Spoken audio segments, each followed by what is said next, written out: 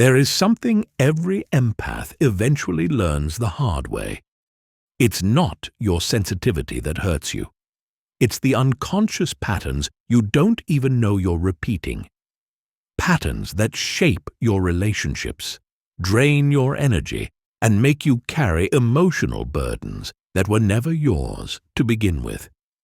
If you've ever wondered why you attract the same type of people, why you feel responsible for the emotions of others, or why you end up exhausted after even the smallest interaction, there are reasons for that.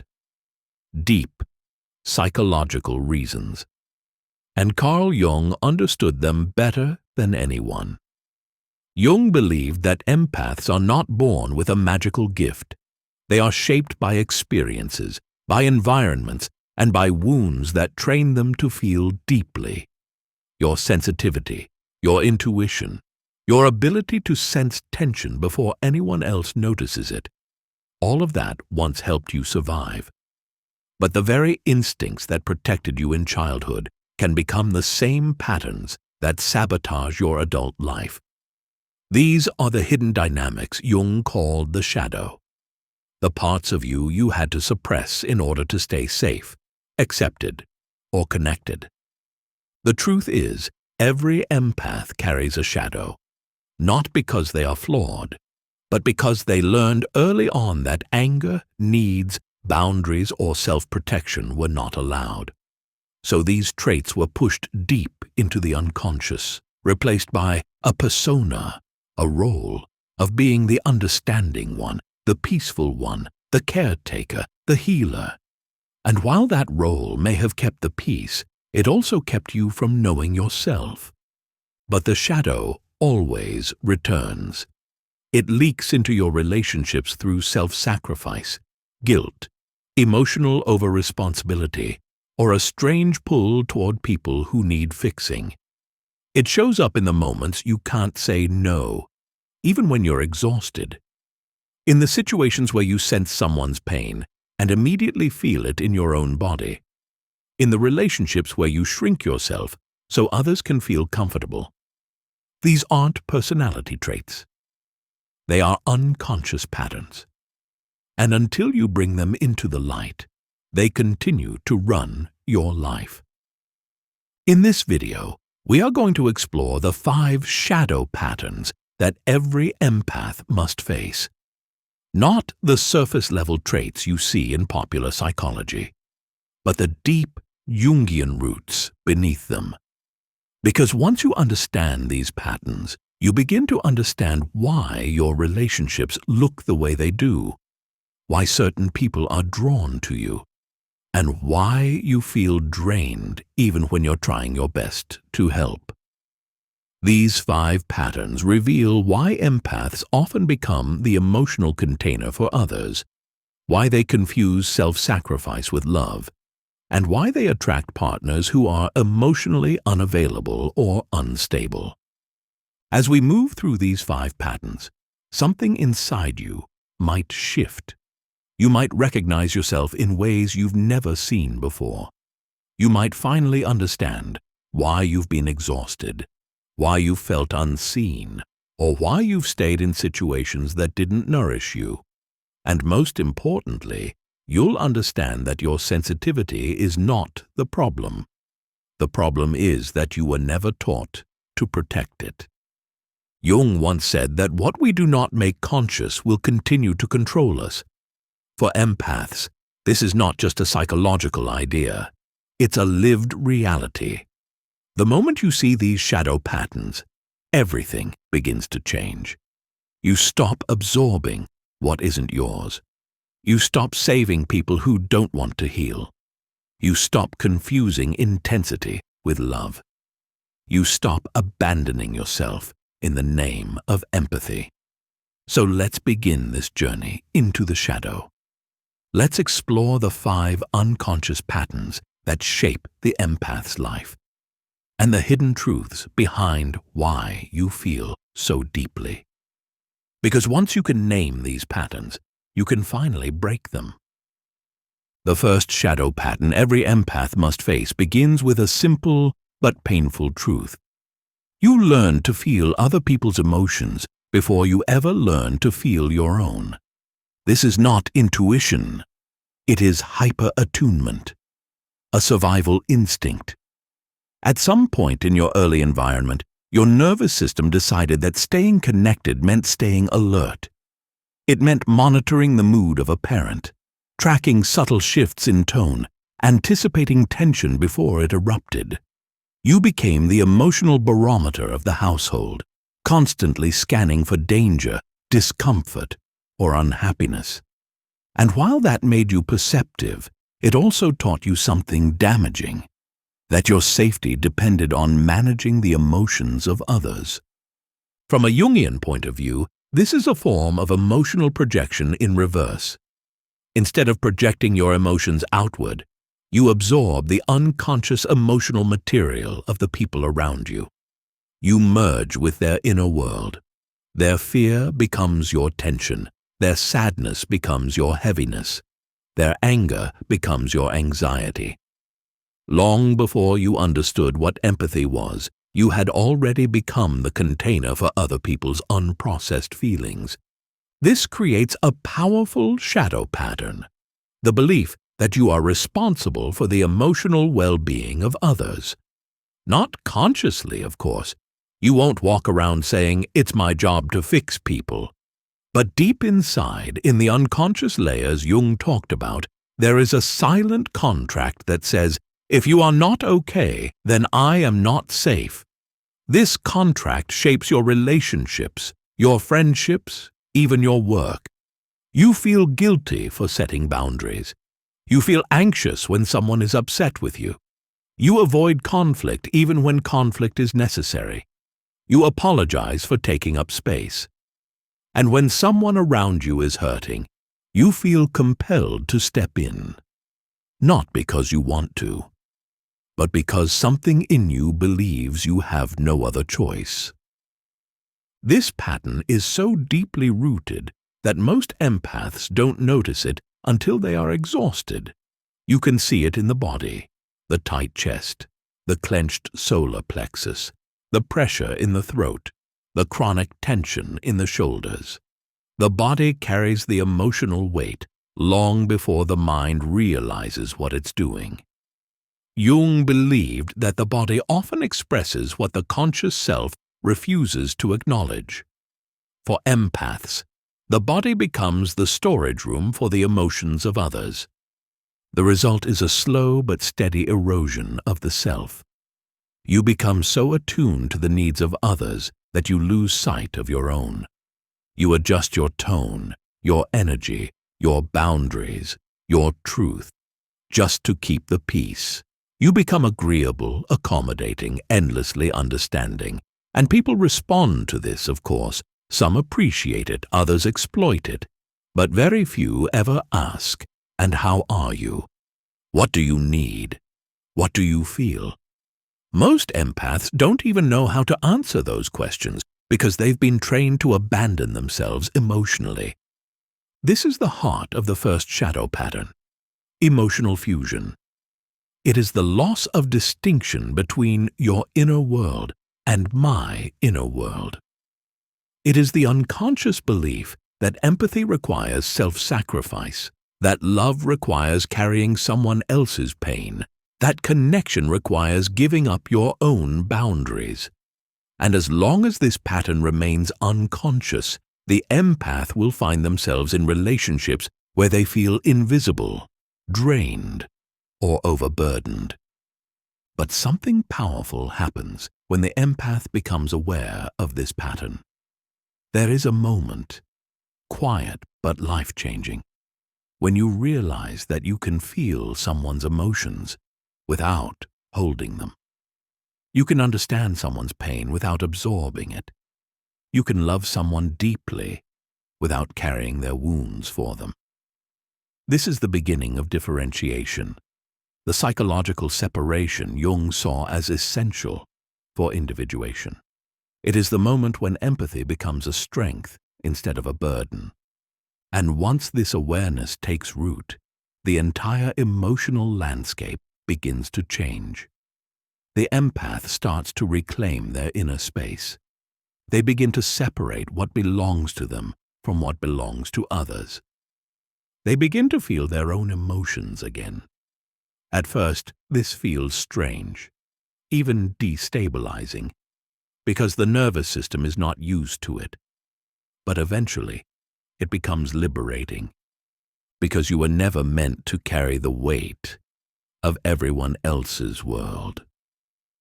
There is another shadow pattern that quietly shapes the life of an empath: the tendency to project goodness onto others, even when reality shows something very different. Jung wrote that projection is one of the most powerful forces in the psyche. We don't see people as they are. We see them as mirrors of our own unconscious material. And empaths, more than anyone, have a deep habit of projecting their own capacity for empathy, tenderness, and emotional awareness onto people who cannot meet them at that level. It begins innocently. You sense potential in someone. You feel their woundedness. You see the softness beneath their defenses. You recognize their hidden pain long before they ever admit it. And instead of simply observing this, you attach meaning to it. You believe that if you can understand them deeply enough, love them gently enough, or hold space for them consistently enough, they will eventually rise to the emotional level you hope for. But this is not empathy. This is idealization, a shadow projection. You are not seeing the person in front of you. You are seeing the person you wish they could become. This pattern is especially common in relationships.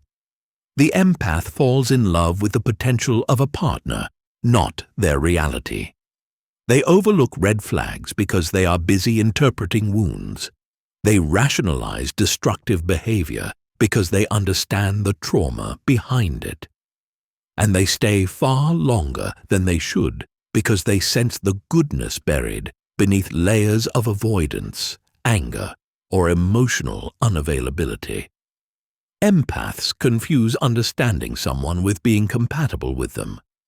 Jung would say that when you project your inner light onto someone who hasn't integrated their own shadow, you create an imbalance.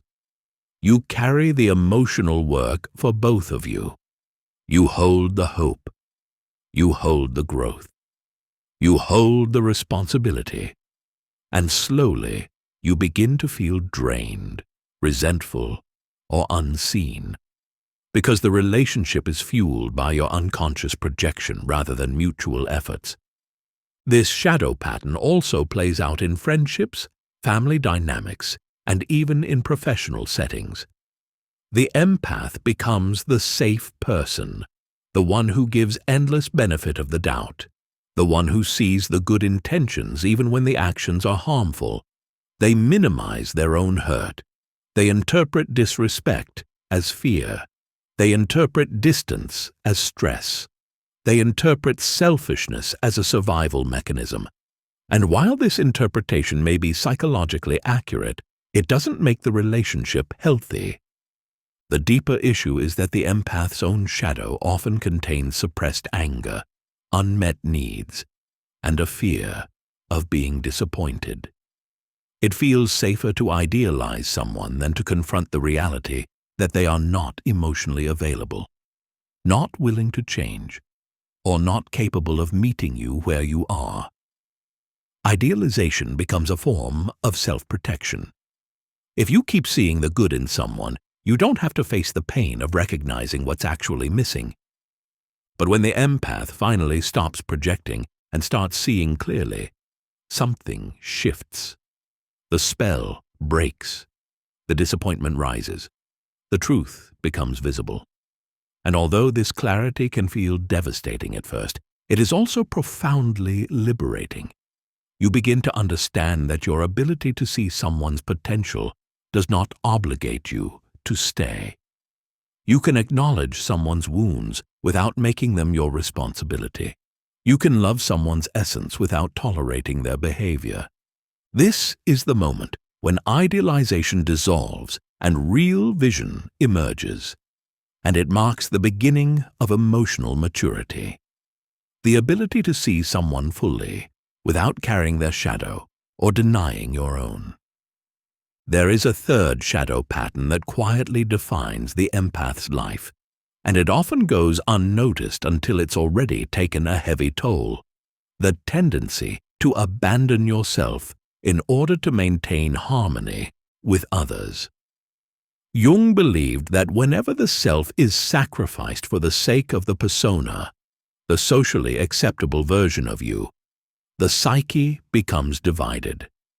And for empaths, this division can feel like living two separate lives: the one where you show up as calm, understanding, and accommodating, and the one inside you, where your real feelings remain unspoken and unmet. From the outside, you appear composed. You're the one who smooths things over, the one who reassures, the one who says, "It's okay, don't worry about it," even when it's not okay, and you're the one hurting. But beneath that gentle exterior, there is often a deep fear, the fear that expressing your needs will create conflict, discomfort, or rejection. So you stay small, you stay agreeable, you stay quiet. You give more than you receive. You tolerate situations that drain you. And each time you silence yourself, a piece of your inner truth sinks deeper into the unconscious. This is not kindness. It is self-abandonment disguised as harmony. Jung wrote that the psyche cannot tolerate long-term imbalance. What is repressed eventually fights its way back to the surface. For many empaths, this shows up as resentment, burnout, anxiety, or an overwhelming sense of emptiness. They don't understand why they feel so depleted, because on the surface they're still being good, still being supportive, still being understanding. But the inner self knows. It knows it's being ignored. It knows it's being sacrificed, and it begins to push back. You can see this pattern clearly in relationships. The empath becomes the flexible partner, the forgiving partner, the one who adjusts, accommodates, and absorbs. They make excuses for the other person. They downplay their own hurt. They avoid difficult conversations to keep the connection alive. But in doing so, they unintentionally teach others that their needs are optional, that their boundaries are negotiable, that their feelings are less important. And the longer the empath maintains this pattern, the more invisible they become, even to themselves. This shadow pattern often originates in childhood, where expressing anger or asserting needs was met with withdrawal, overwhelm, or punishment. The child learned that being easy to love meant being easy to handle. So they adapted. They disconnected from their authentic voice. They became who others needed them to be. But something profound happens when the empath becomes aware of this shadow. They begin to understand that boundaries are not punishments. They are expressions of self-respect. They realize that honesty is not conflict, it is clarity. They discover that suppressing their truth does not maintain connection, it erodes it. And slowly, the empath begins to reclaim their voice. At first, it feels uncomfortable, even terrifying. But with time, it becomes empowering. Because your worth is not measured by how little space you take up, but by how fully you allow yourself to exist. When the empath stops abandoning themselves, relationships either strengthen or fall away. But for the first time, they become real, authentic, mutual, balanced. And the empath begins to rediscover something they had lost without realizing it: their own emotional center. Another shadow pattern that quietly shapes the emotional world of the empath is the unconscious belief that love must be earned. On the surface, empaths appear naturally giving, supportive, and compassionate. But beneath that warmth there is often a deeper truth. Many empaths learned early in life that affection, stability, or approval came only when they were helpful, calm, or pleasing. Love was conditional. Safety was conditional. Even belonging was conditional. And so the empath internalized a painful message. I am valued for what I give, not for who I am. This belief doesn't announce itself out loud. It hides in subtle behaviors, apologizing too often, over-explaining, over-performing, shrinking your needs, or trying to predict what others want before they even ask. This isn't genuine generosity. It's a coping mechanism, a way of securing connection by becoming indispensable. Jung would say this is a form of archetypal repetition, the child self reenacting its early relational wounds in adulthood, hoping for a different outcome. You can see this pattern especially in relationships. The empath becomes the emotional provider, the stabilizer, the one who softens every conflict and fills every silence. They take responsibility not only for their partner's emotions, but for the relationship itself. If something feels off, they immediately assume it's their fault. If someone pulls away, they try harder. If someone is unkind, they become even more accommodating. They believe that if they can just be good enough, loving enough, or patient enough, they will finally receive the security they long for. But this is not love. It is emotional bargaining.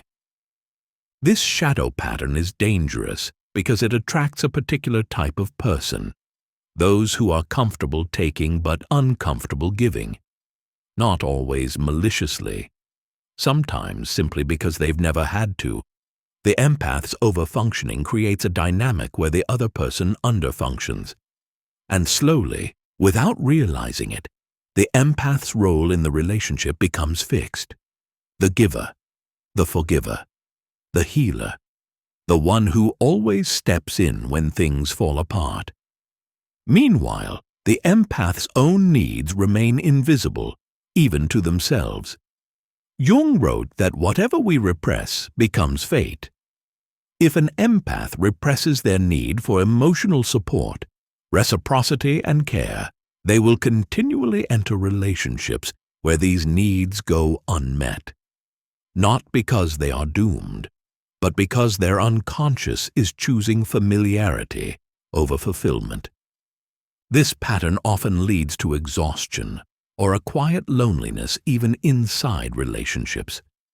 The empath begins to wonder why they are never fully chosen, why they give so much yet receive so little, why connection feels like work instead of nourishment. They might blame themselves, believing they need to try harder, give more, or be more understanding. But the real issue is not effort. It's the belief that love is conditional. When the empath finally sees this shadow, something shifts. They begin to understand that real love does not require self-erasure, that they do not need to earn affection by overgiving, that they do not need to sacrifice their emotional needs to be worthy of connection. They start to recognize the difference between someone who appreciates their empathy and someone who depends on it. And slowly, they begin to reclaim the truth they lost long ago. You are not loved because of what you provide. You are loved because you exist. This realization doesn't just change relationships. It transforms the empath's entire sense of self-worth. And from that moment on, love becomes a space where they can breathe, not a test they need to pass. The final shadow pattern that every empath must eventually confront is one of the most painful: the tendency to confuse intensity with intimacy. Many empaths grow up in environments where emotional energy was unpredictable. A parent's mood could shift suddenly, affection could be inconsistent, or conflict could erupt without warning. In these atmospheres, the nervous system learns to associate strong emotional charge with connection. So later in life, when an empath meets someone who triggers those same waves, the highs, the lows, the pull, the push, it feels familiar, it feels magnetic, it feels like love. But intensity is not intimacy, and chemistry is not compatibility. This shadow pattern can be difficult to see because it hides inside some of the most powerful experiences an empath can have. The instant bond, the deep conversations at 2 a.m., the feeling of being seen by someone who carries their own wounds, the emotional roller coaster that feels transformative, meaningful, and destiny-like. But Jung would say that what feels like fate is often just the unconscious seeking what is unresolved. The empath is not falling in love with the person. They are falling into the pattern. This pattern is why empaths sometimes feel drawn to partners who are unavailable, unpredictable, or inconsistent. The emotional turbulence activates an old internal rhythm, one the empath has known since childhood. The anxious waiting, the longing, the spikes of connection followed by withdrawal. These dynamics don't feel wrong. They feel alive. They create the illusion of depth. But the truth is, this depth is rooted in the empath's history, not in the relationship itself. Over time, this pattern creates exhaustion, heartbreak, and confusion. The empath wonders why relationships feel chaotic, why healthy partners feel boring, or why stability feels unfamiliar. But nothing is wrong with them. They are simply caught in an emotional blueprint that was never theirs to begin with. When the empath finally recognizes this shadow, something powerful happens. They begin to distinguish what feels intense from what feels safe. They start to notice the difference between a bond built on wounds and a bond built on mutual respect. They realize that real intimacy is steady, reciprocal, grounded, not erratic, overwhelming, or consuming. And this realization marks the moment the empath steps out of the unconscious past and into conscious love. They no longer chase intensity. They choose connection. They no longer follow emotional storms. They follow their inner peace. They no longer abandon themselves for a spark. They wait for the fire that burns steadily. As the empath integrates these 5 shadow patterns, their entire emotional life begins to shift. They stop absorbing the pain of others. They stop projecting goodness onto partners who cannot meet them. They stop shrinking themselves for harmony. They stop overgiving in hopes of being chosen. And they stop confusing emotional chaos with love. They return to themselves, to their own inner center, their own intuition, their own truth. And from that place, empathy becomes what it was always meant to be. A gift, not a burden. A strength, not a wound. A pathway to deeper connection, not a pattern of self-loss. If you recognized yourself in these patterns, know that you're not alone. Many empaths walk this journey, and every step toward awareness is a step toward freedom. If this video resonated with you, I would love for you to subscribe to the channel. It helps the message reach more people, and it allows us to keep exploring Jung's teachings together. Thank you for being here, and take care of your sensitive, powerful heart.